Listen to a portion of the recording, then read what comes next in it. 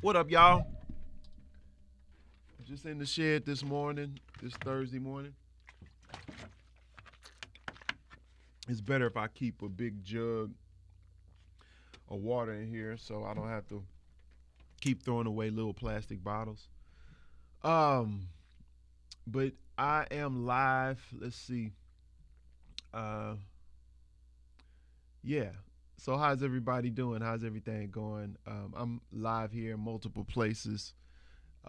This is Quamon Fowler coming to you with a In the Shed number 49. And yeah, it's been good. Just been doing some teaching here. People been signing up to take one-on-one lessons with me. And also people have joined my academy. I'm sporting my T-shirt, Texas Tenor Music Academy. I believe the link is in the description, but people always ask, because they want to take one-on-one with me. And you definitely can. But I've just created the Texas Tenor Music Academy. Over the years, I've put a bunch of videos in there on different things to help you with your jazz improvisation. So a lot of stuff you might get there. But if you want to take one-on-one lessons, that would be good. I could see where you are and give you a specific homework assignment so that you can work on specific things based on what I hear in your playing and what you need. Let's see. Also, okay, I see you, Ricky Ray. What's going on? How you doing? And we got Cindy. Oh no, Candy Williams. How you doing? All righty. So I'm just checking on Facebook here. So, but yeah, and then, what else? So I've been talking with different musicians about marketing too. So that's been cool. I know a lot of guys are trying to get everything together so that they can start doing more things online, from putting stuff up on a YouTube channel, or selling digital products, and wanting to expand their business during this time of the pandemic. A lot of musicians really want to take advantage of it and just start creating some other income, because the gigs are gone. Uh, but yeah. Hey, good morning. What's up, Gordon? How you doing? How can I keep my throat open to stop uh, pinching the high notes? Oh, um, one of the things you can do is work on your overtones.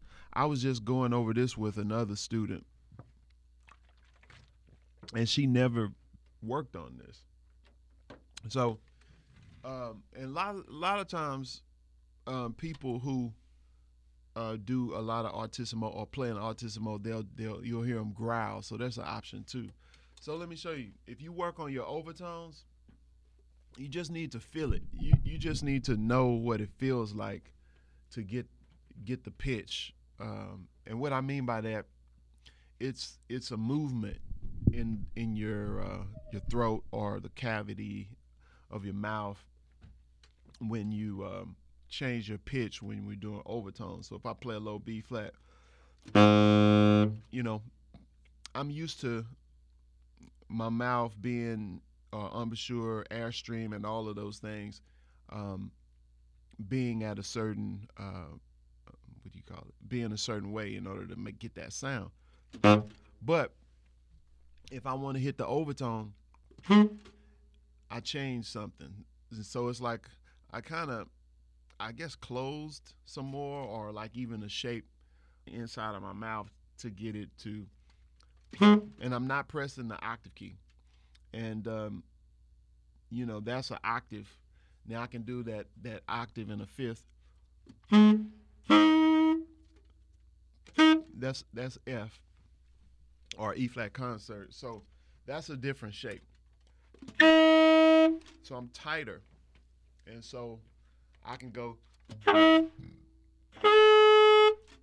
So I can hit that octave higher. So that's two octaves, and that's a major third.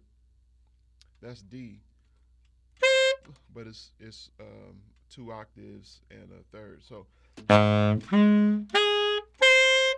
that's where it is.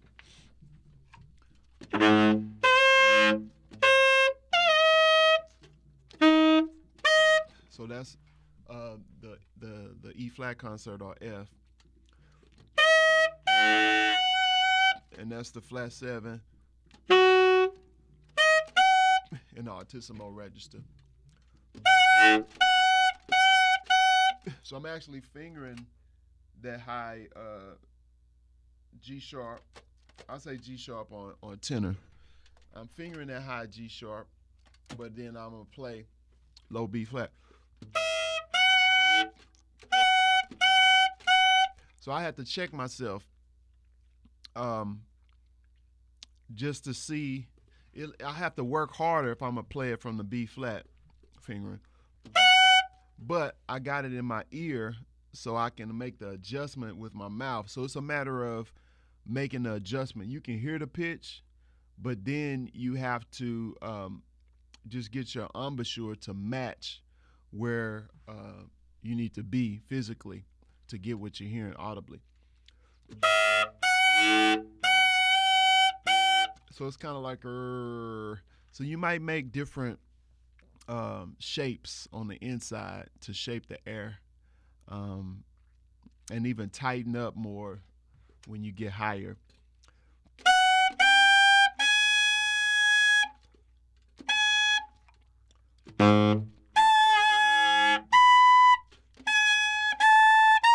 But the overtones help you because you can do.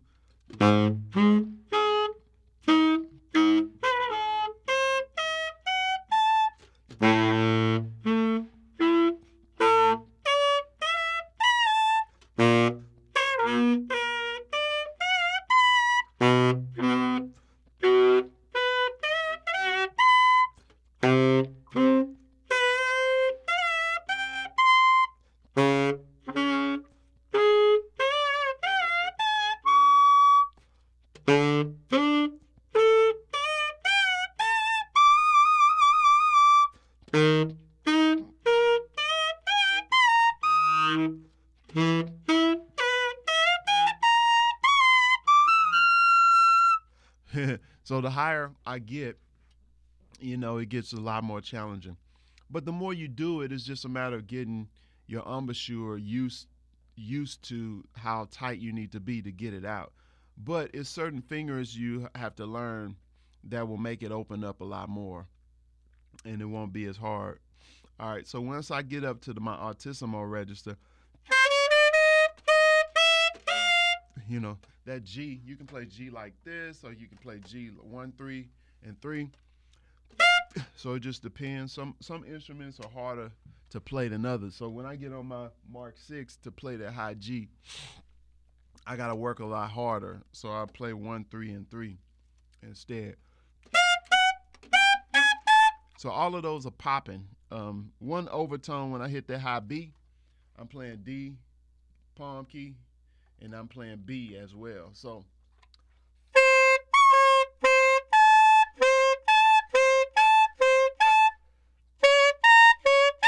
I play C with the E flat key. And then the high D is the E key. No, what is that? I'm sorry, F.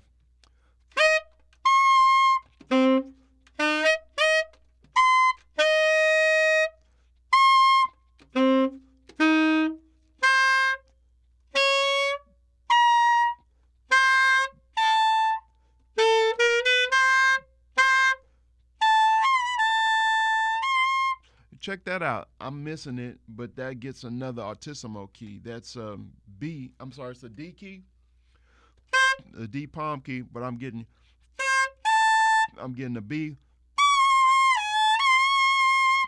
but I'm also getting a D. Well, C concert. So some people are concerts. So I'll say it in concert.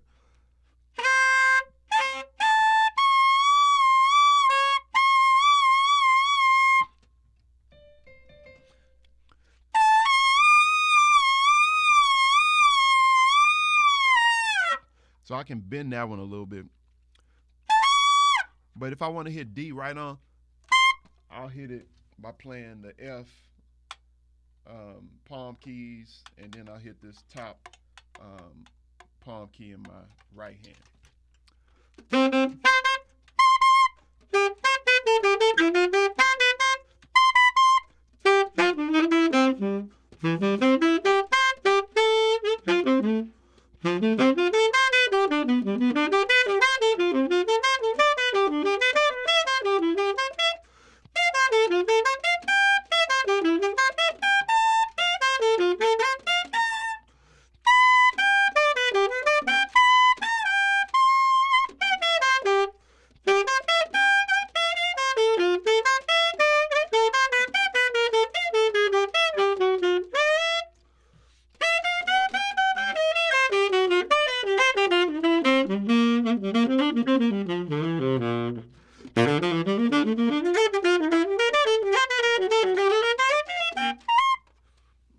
Let me check something. See, somebody was trying to call me. Okay, so always multitasking, but I was gonna tell you about the growl. So let me tell you about the growl.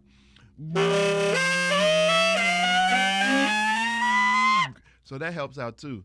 I hear a lot of people that'll do the growl. Sometimes I do it, sometimes I won't. With the tongue, you say what's happening with the tongue. I know you said that a long time ago, but I'm kind of.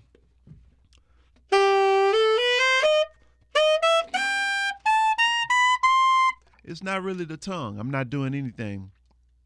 It's more so the tightness of your jaws, and then it's kind of like the throat. I'm like R. And that's what you do. Like if you want to change the shape of the airstream, it affects the pitch. Or like if I play, that's why I say a good metric, a good way to to practice it is when you work on the overtones, because that kind of prepares you to be able to better control your artissimo.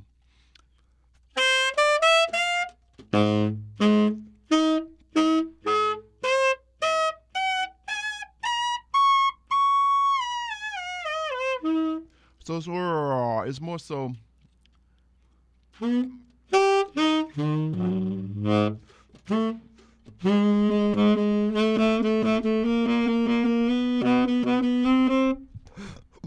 Excuse me.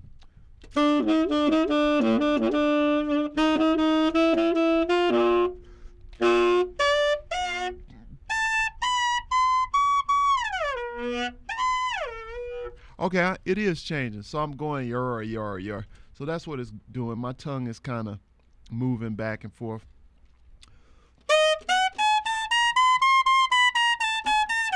But that's only when I'm doing the overtones. When I'm playing up high, it's not really moving because it's a matter of the tightness and the airstream, having your embouchure in the right shape.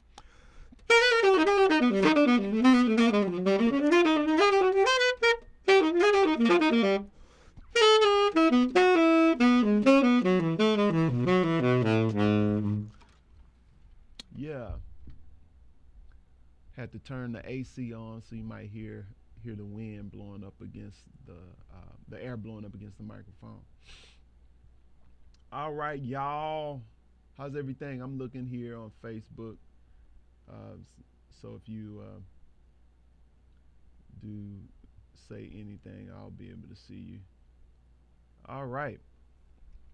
So what else is happening? All right. So sometimes I use these. This is a shedding and sharing, right? So I wanted to be able to share a little bit of what I've been doing from day to day. And just to update you, I'm working on, um, we're getting ready to start school back up. So I'm teaching some classes, jazz composition, and I'm also teaching improv, and I've been doing some marketing stuff with musicians.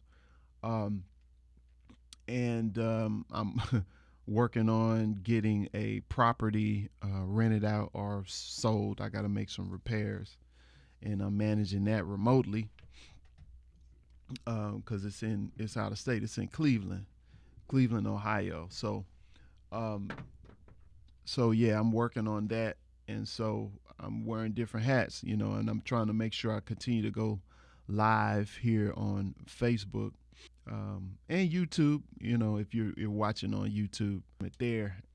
So it's just it's a few different things to juggle, but I enjoy it. It keeps me on my toes, and it forces me to be better and to kind of streamline my process. But that's all fun stuff. One of the things I was wanting to talk about is I was looking at some past videos that I did, and I have a journal, and I'll keep track of my ideas and thoughts over the weeks and months. And so I always, not always, but I have a time like this week. Um, Yesterday, or actually this morning, I was kind of looking through older stuff and kind of seeing um, the direction I've been headed. And I started in the beginning of the year, like putting goals down. And I was doing some research and learning about productivity. And one guy was talking about you should only have at least 3 goals per quarter. So that would give you one goal a month, and don't focus on the second goal that you need that's in the queue until you finish the first. And so I remember writing stuff down. I like to put stuff on a whiteboard too. I got a whiteboard in here, and I use it for teaching and stuff as well. But I like to put stuff down, and then I just work toward knocking it out. And so one of the things that I was really thinking about is how, you know, it's one thing to have your internal goals, and then you have the distractions that come too, where you're looking at externally what's going on in the world or what's going on in our community on the news and stuff like that. And a lot of times we'll get distracted or we'll get caught up in trying to check out the latest news and see what's happening in everybody else's world, that we neglect finishing what we started. And so, I'm a victim of it. We all are a victim of it. And so it takes discipline to be able to pull away from that and kind of refocus on the things that you wrote down that you need to do. And so nobody's responsible for that but us. And so it's always good to write down these goals, write down these ideas even, and put them into some type of uh, organization in terms of priority. And I was able to get a lot done this year. And it's like, once you create goals and you reach those goals, then you got to create new ones. And it's always a point of view thing, where it's like you look at the goals on this side of them when you haven't done them, then you work towards it, and then you get it, and then you're on the other side. So now you have a different point of view. So now you got more information. You've learned something, even from your pursuit of accomplishing that one goal.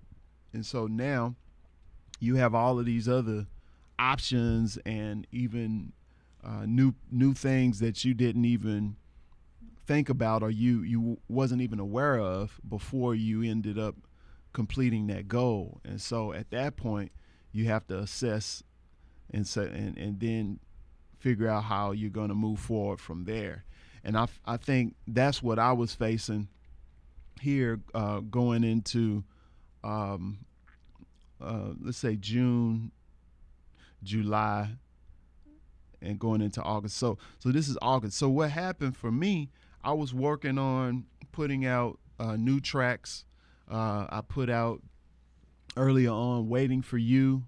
I put it out as a single, and then I was working on "Wonder Why," another single, and I was thinking about putting that out. And I put it out, but I sold it through my phone. So a lot of the music isn't available, or some stuff is available on iTunes and Spotify and different places.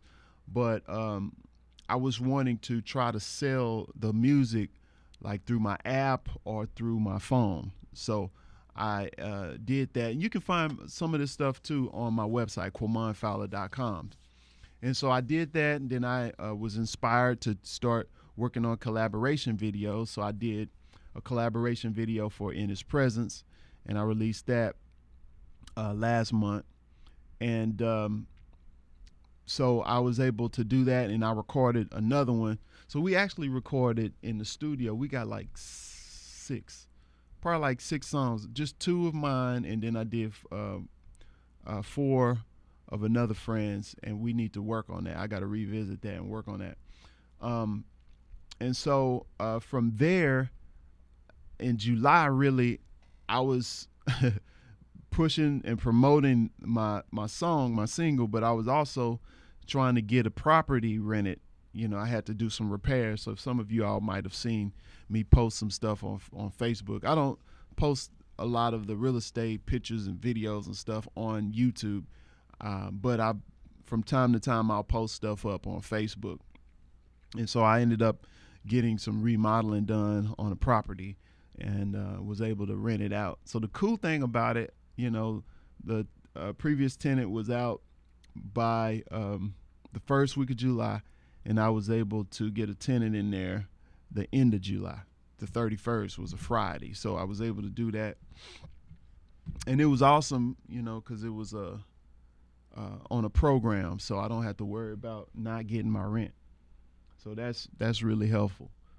Um, and so my tenant term was up in Cleveland, so they're out, and now I'm in the process of doing the same thing here in August that I did in July.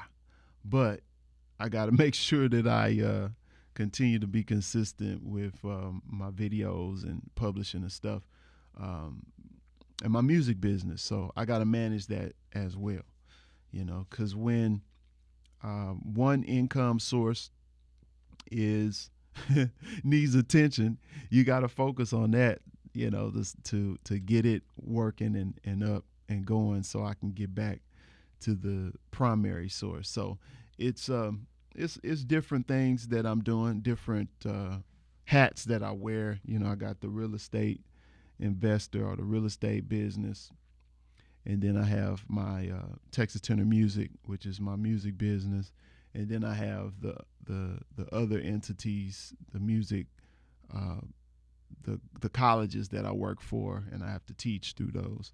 And so yeah, but I do these videos like this as a way to educate you all who are students of mine, all around the world, because one of the things that I've seen is um, there's a lot of value in your experience.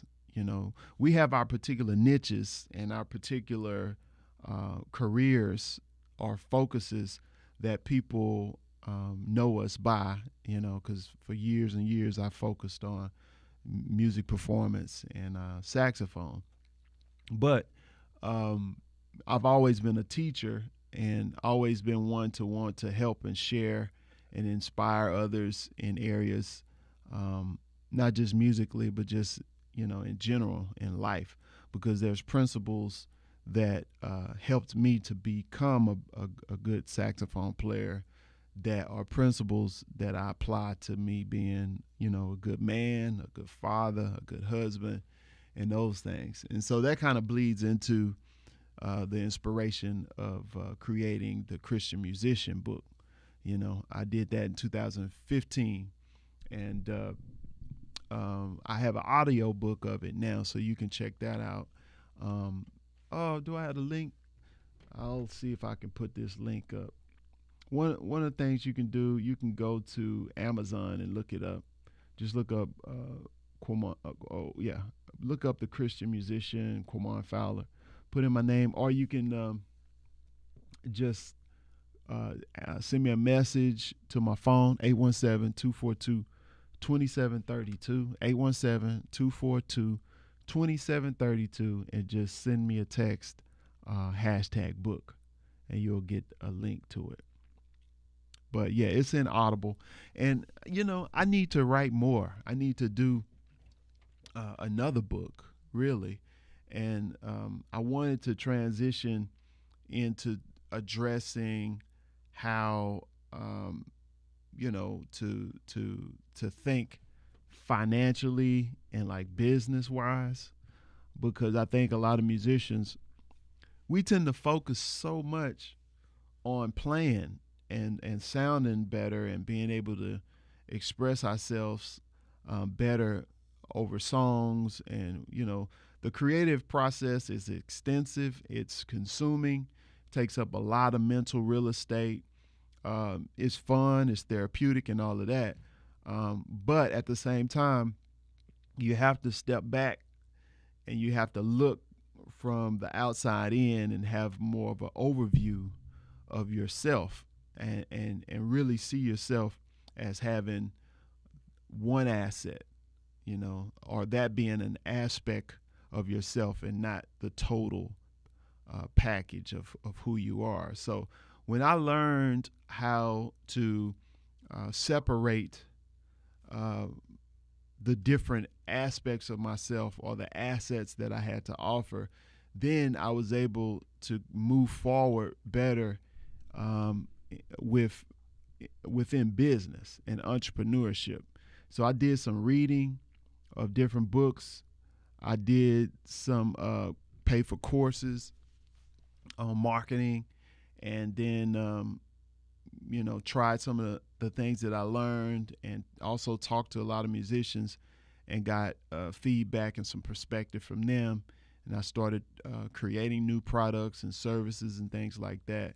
And so as I'm learning and growing, I put out to you all, give to you what I'm learning and taking in. And because of you been from following me over the years, or following the posts and the videos and stuff like that, you can kind of see um, how I'm applying these things and how I'm growing. And also, if you wanted to team up with me to take lessons in music, or even join the academy, or even like here lately, I've been doing lessons on the marketing.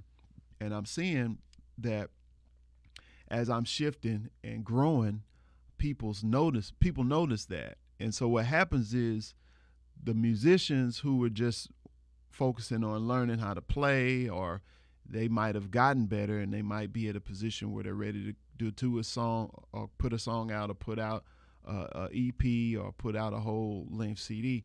And so now they're thinking on the terms, okay, so if I want to put out a CD, how am I going to promote it? Because now all of the streaming channels are really like the main way that people access music. So then you got to think about, okay, how am I make money with this? And so that's why it's important for you to start thinking about the business side, and think about entrepreneurial ideas. But I followed some principles to get to this place.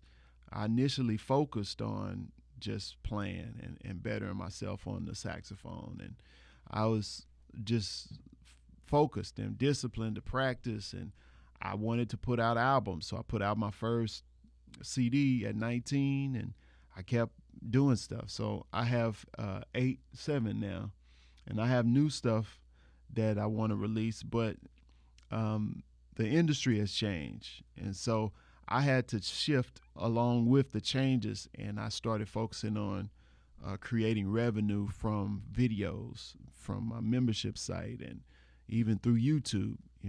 So that's something too to think about. YouTube pays me more than my music, that I'm saying my music releases on through a CD Baby and stuff like that. So I had to shift. And even with the shift, that's the thing. When you have goals and you accomplish that goal, then you have new goals to create. But at the same time, you're in this space where you're learning what you're really doing. So it's like it might take a year or so for you to look back and see what you actually did, or even know how to put something in place, a routine to do what you accidentally did or you stumbled across a lot more efficiently. So it's always a learning process.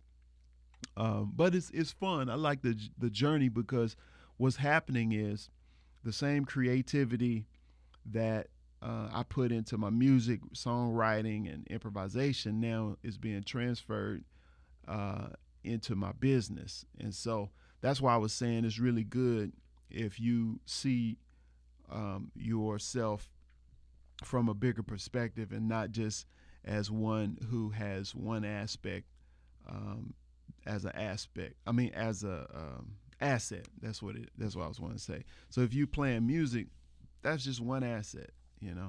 There's principles that you can extract from the discipline that you gain from practicing and bettering yourself on an instrument and playing together as a group and all those things. There's principles from there that really apply to other areas. And if you explore what they are, you'll find that if you started a new focus, like in marketing, or even like I'm doing in real estate, it's certain principles that are common, no matter what your niche is and what the business is. All right.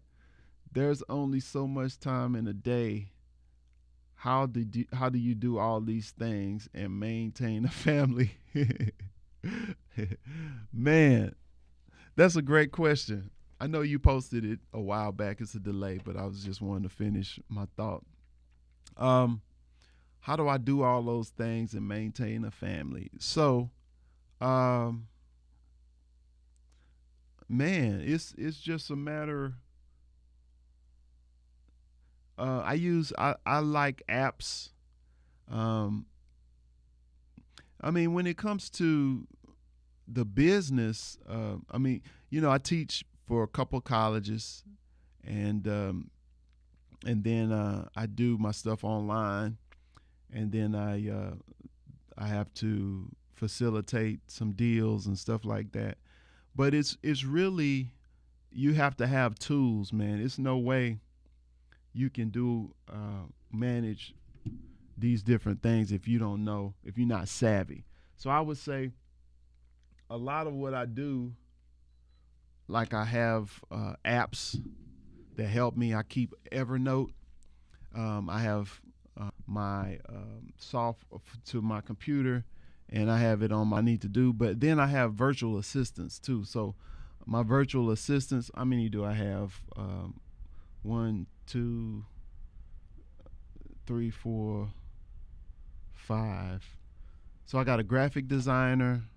I got one, two, yeah, four, five, six, five, something like that. I'm trying to think because sometimes I'll use folk, and then when I don't have anything, I won't use them. So, and then I have like subscriptions. Like I was using, oh man, I found this site called AppSumo, and it's really helpful. It's like a website where you can go and find different startups that have created these apps that help you to do some of the day-to-day tasks, and you only have to pay once a one-time payment for a lifetime access. So stuff like that. I really like technology. I like even doing these streams. I use Restream and Ecamm Live. So, and it's the thing, when you do what you love, it's really not work. But one of the things that I wanted to do is to be able to get paid for doing the things I enjoy doing. I enjoy teaching, so it's just a matter of monetizing what I would have been doing anyway.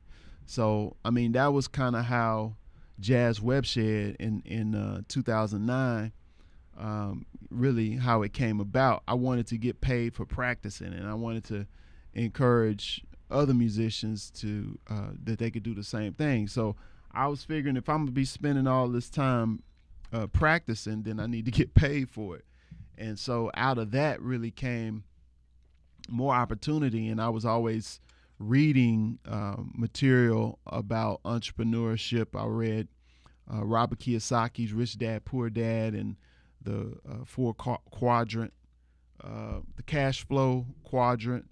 I've read Michael Gerber's E-Myth. I referred that to another student. Actually, most of my students I tell them about that, and so once you start learning more about entrepreneurship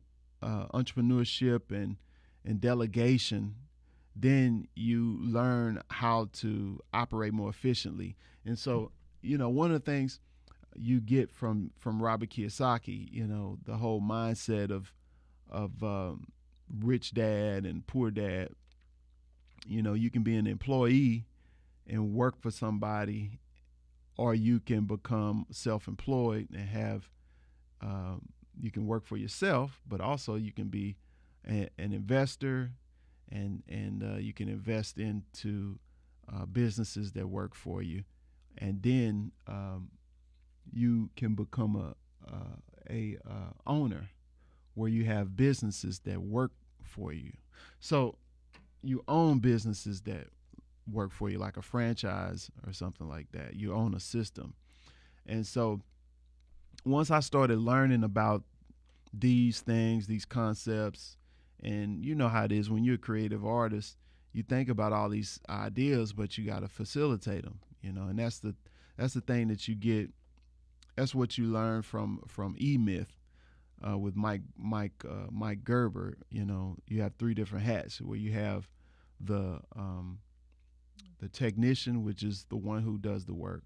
The manager is the one who manages the people who do the work, and then the business owner is the one who's the visionary. He just makes the order of what he wants, where the business to go in terms of direction. So he's about vision, casting vision. So once you become self-employed, you become all those three things. Whereas, initially I just wanted to play. I just wanted to be able to play on stage, travel, and put out albums. So I'd been there, done that.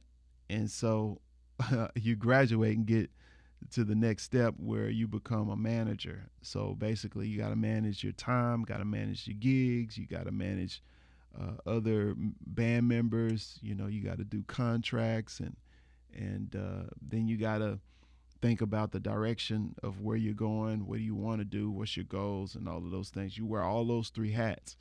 And so when you're in the self-employed quadrant, you gotta learn how to pivot to become a business owner, or learn how to take a lot of the tasks that you used to do when you didn't have so many responsibilities. Now you got to learn how to delegate that to other people. And so that's where I started hiring my virtual assistants. So, some posts that you see on Facebook or on Twitter and LinkedIn and different places aren't me. I mean, it's not me posting. It might be my content and stuff that I've done over the years, even posting to my website. I don't do that now. Like, I have assistants that do it. And even creating the landing pages for my products and stuff, I have assistants that do it. But initially I just kind of did it. I just dived in and started to create those things, because when you get that creative energy, you just dive in and you do it. And so, but like you said, when you have a family and you have to focus on all these areas, you can't spend as much time doing all of these different things. And then you have to think about your value. You got to get the best value out of your time.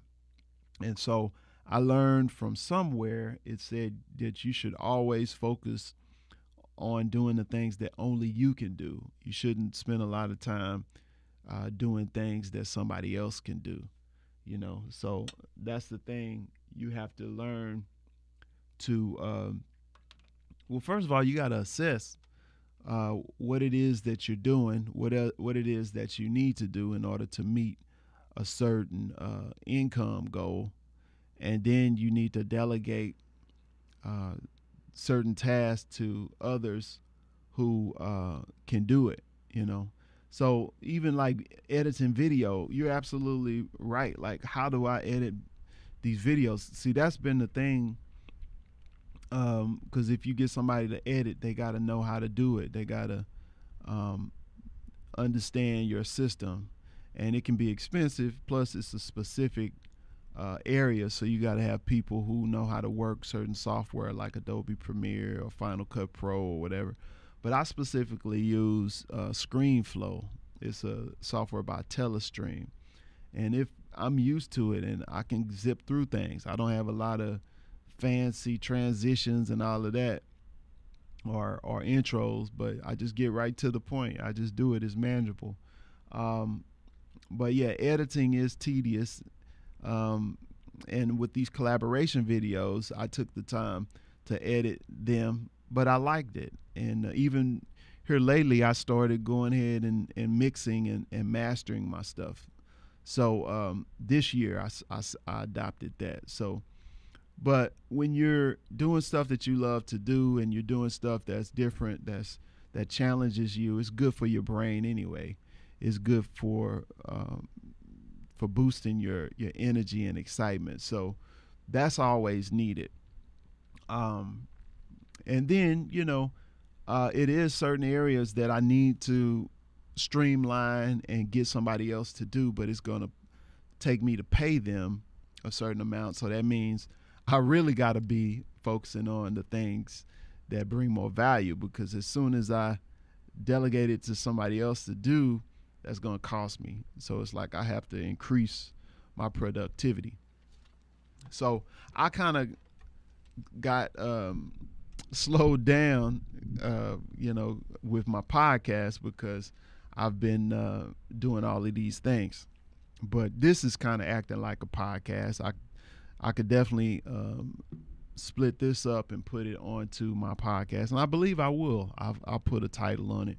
But I'm behind. I owe you all the second part of an interview I did with Sean Wallace.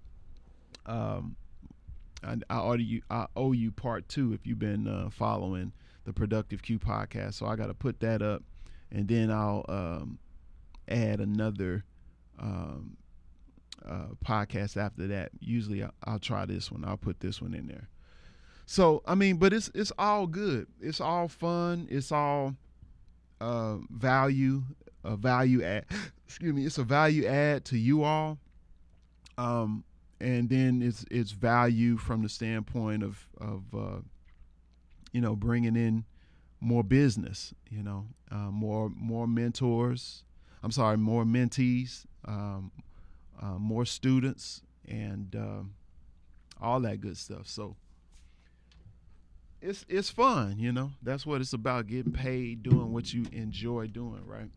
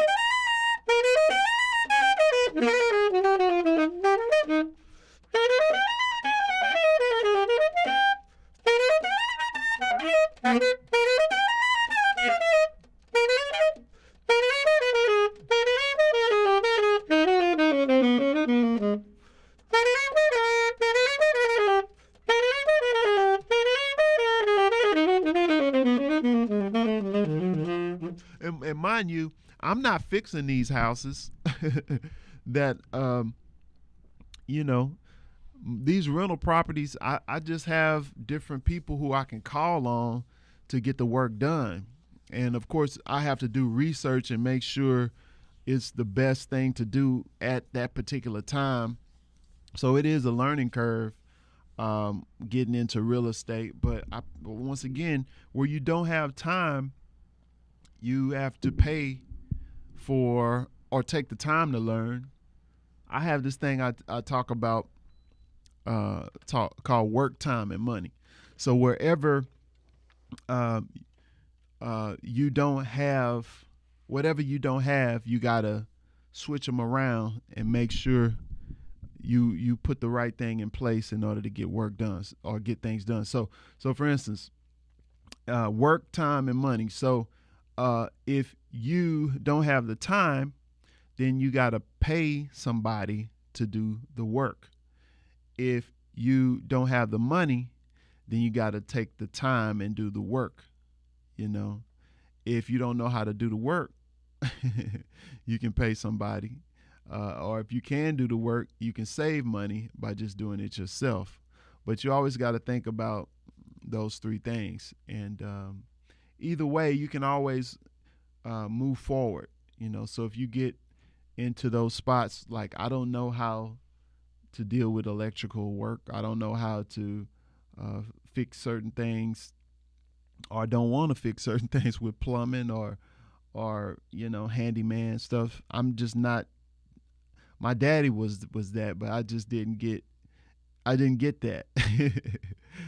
Some stuff I want to try. I mean, I've done a few things. I've changed the lock. I've installed a smart lock on the door. But I just get other people who can do it. And of course, once you get your team, then you just hire, just rely, leverage. It's like you using them for their strength. My strength is to find the deals, or use the different apps and different resources to find good deals and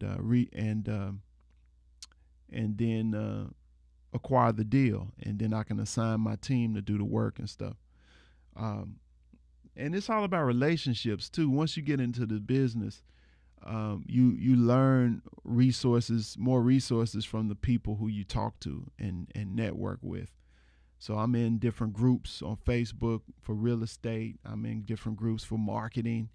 I've paid, like I said, for courses in marketing. So a lot of the stuff you learn, all of the savvy things that I've gained, came from the audiobooks that I've read, the courses that I've taken, and also the groups that I'm a part of. And so when you're in these communities, man, it's so empowering. That's why it's so important for you to go ahead and pay for your education, because it's gonna come out of you one way or another. Even if you're not paying and you're just on the bench looking, you're looking at other people play the game, you're missing out.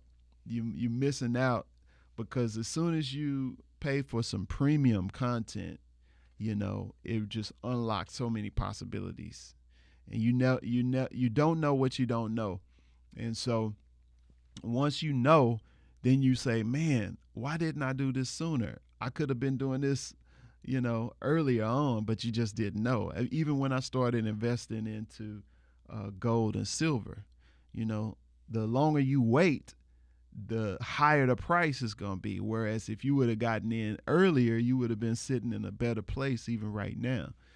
Silver is around almost $30, if not 30 now, and gold is past 2,000. And when I jumped in earlier this year, gold was 1,500, and silver at the time was like $14. But I got some, and I'm able to benefit from it. But then I learned even years before this, a couple years back, I was really learning about the importance of having a hard asset. So you can have your money, which is not real. You got man-made money, currency, or whatever, which is the dollar bill that is depreciating. It's an illusion. The amount that you look at that's on the bill is not really real. And you can see it. Over time, it keeps on nosediving. My mama was telling me, when she had bought a house, uh, uh, what did she say she bought it for? Was she sold it for 30,000 or did she buy it for 30,000? I don't know. I think it was my grandmother's house. I think she sold it for like 30,000, and I was like, why? Back then I didn't want her to sell it, but and that was, let's see, 19. There was probably 2000 something, like early 2000s.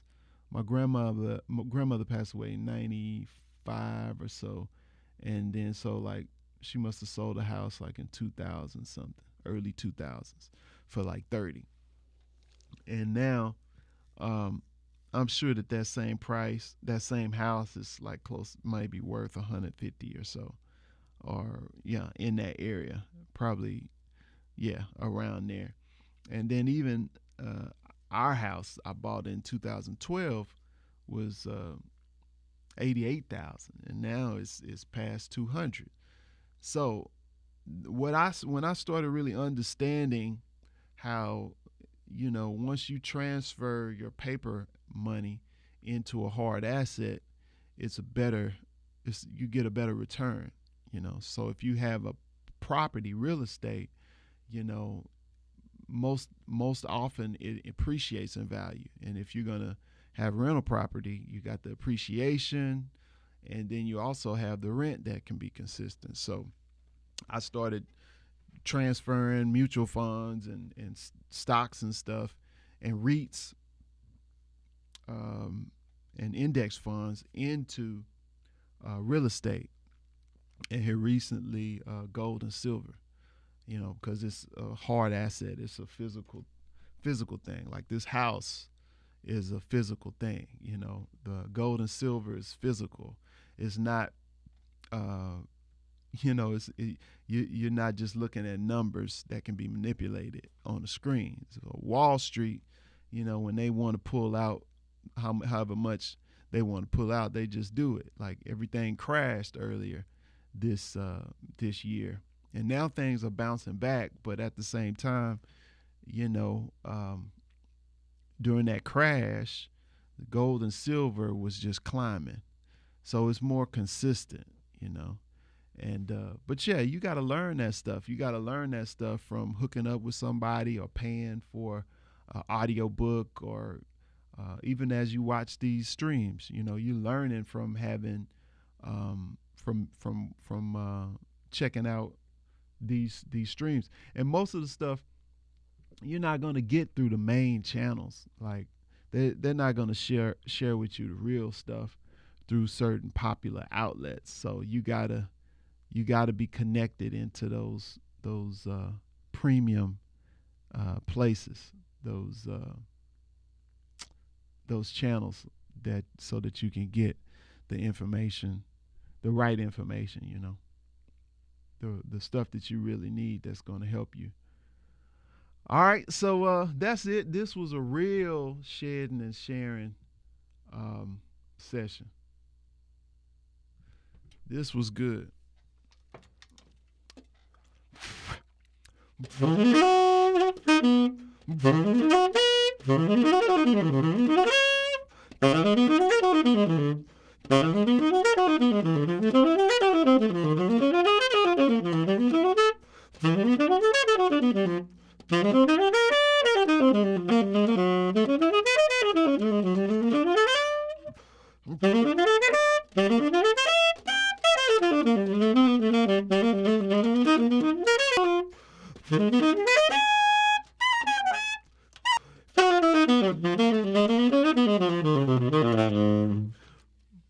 Yes, sir. All right. So that's it for now. I just wanted to share. Had a lot on my heart. And we're getting it done. Appreciate y'all for watching. Make sure you subscribe. Go to the Jazz Web Shed YouTube channel if you're not on there already. Find me there. Also, you have the Texas Tenor channel as well. I've been linking these together, so I've been going live on all of them, Facebook and different pages there. Also, make sure you check out QuamonFowler.com if you want to get other products and services, or even sign up for lessons. Join the Academy, Texas Tenor Music Academy. Also, if you want to hook up with me to take any lessons or get any marketing consulting and those things, just reach out to me. Y'all know how to find me. You can text me as well, 817-242-2732. That's 817-242-2732. And let me know how I can help.